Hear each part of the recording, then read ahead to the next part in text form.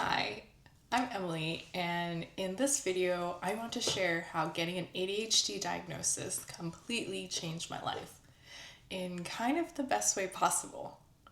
Before I knew I had ADHD, I was just trying to adult like everybody else. The usual, like going to university, get a job, you get a different job, maybe get a boyfriend, just the usual things that you're supposed to do. But along the way, there were signs that something felt off. For one, I really struggled to care about the things that I was supposed to care about, both in uni and in work. I felt like I was constantly pretending to be interested so that nobody would notice how disconnected I actually felt. Later, I would find out this is called masking and is actually very common amongst people with ADHD.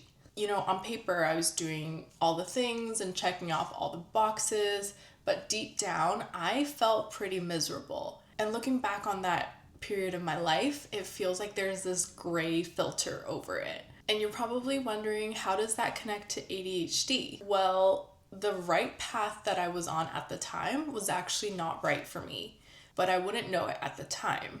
I just thought, if this is the right path, but I felt so horrible, then what is wrong with me? The logic checks out, right? So I keep chugging along on this path for quite some time, trying to read enough self-help books and go to enough therapy sessions so that I could fix whatever was wrong with me. Then, ironically, it was actually my therapist who asked me, have you ever been diagnosed with ADHD before? And her question caught me off guard, because I've had friends who have ADHD, I've had a roommate who've had ADHD, but I never really considered that I could have ADHD. But I took her question seriously and I did a ton of research and also wanted to get a professional diagnosis.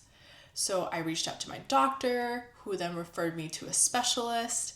And that whole process to get diagnosed was kind of a nightmare for somebody who potentially had ADHD. And after many rounds of questionnaires and sessions with the specialist, turns out I do have ADHD, the inattentive type.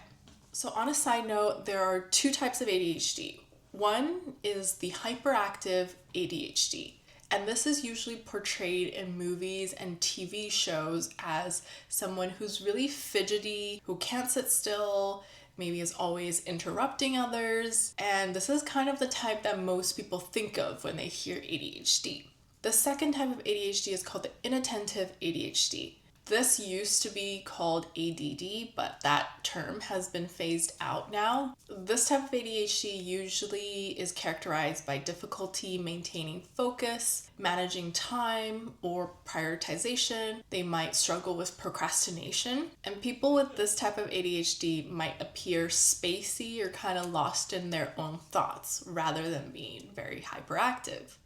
At first, the diagnosis was a lot to process. I went through this period of grief, just really wondering the what ifs and the could have beens. Like, what if I found out about my ADHD sooner? Could I have gotten better grades in school? Or could I have picked a better career path?